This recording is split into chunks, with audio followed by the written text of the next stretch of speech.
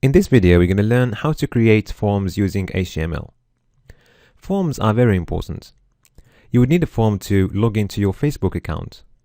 Also, you would need a form to book your flight ticket online. You would also need a form to search an item to buy on eBay. So, what is a form? A form is a set of user inputs or fields, which the user is going to be required to populate. And then once submitted, they will form a set of data which is going to be sent to a server where it's going to be processed. Okay, so let's go ahead and create our first form. So the syntax for forms is pretty straightforward. We're going to use the form tag, and then inside the form tags we're going to have all the content of our form. So let's create a simple form. It's going to be a login form where we require the user to input their email address and password, and to submit the form they will need to click on the login button. Okay, so first of all, let's have our email inputs. So to create an input, there are several ways of creating inputs depending on their type. Since we want to create a text input, we're gonna use the input tag. It's a self-enclosing tag, and we need to give our input a type of text since it's an email address. Okay, all right, so that's an input of type text for our email address, and also we need to give it a name. Okay, in our case we're going to name it email. So the name is going to be used when you submit the form. So your PHP code would need to recognize your inputs by its name. Okay, so every input has got a specific name to reference it as a reference.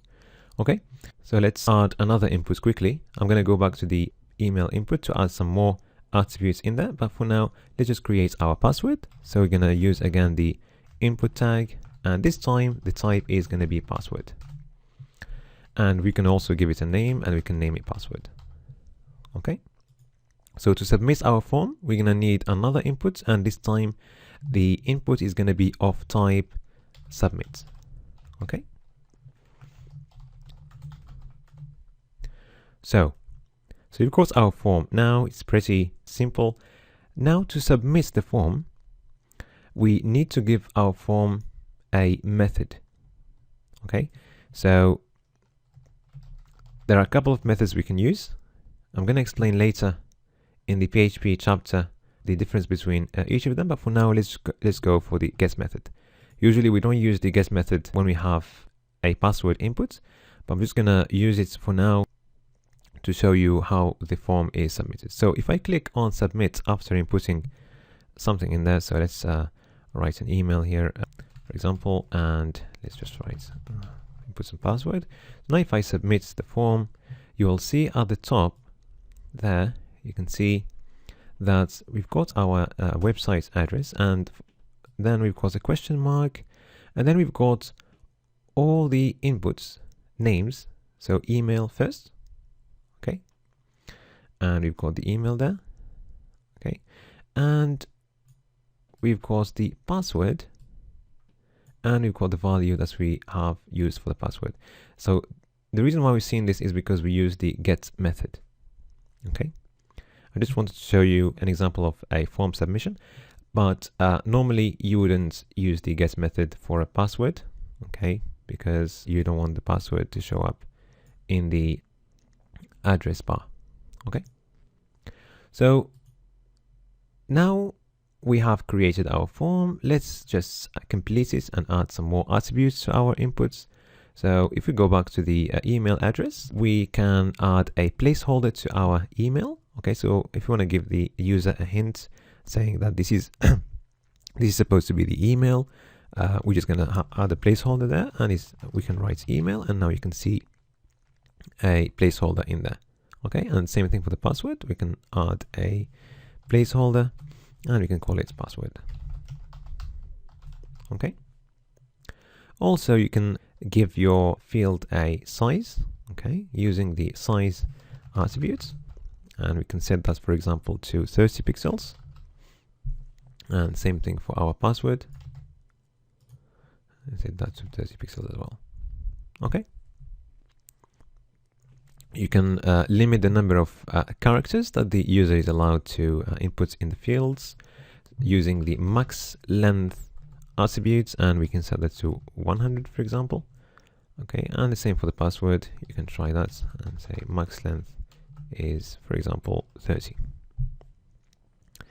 characters maximum. Okay. So now if you go to the submit button, by default, the value of the button or the text you can see in the button is going to be submit.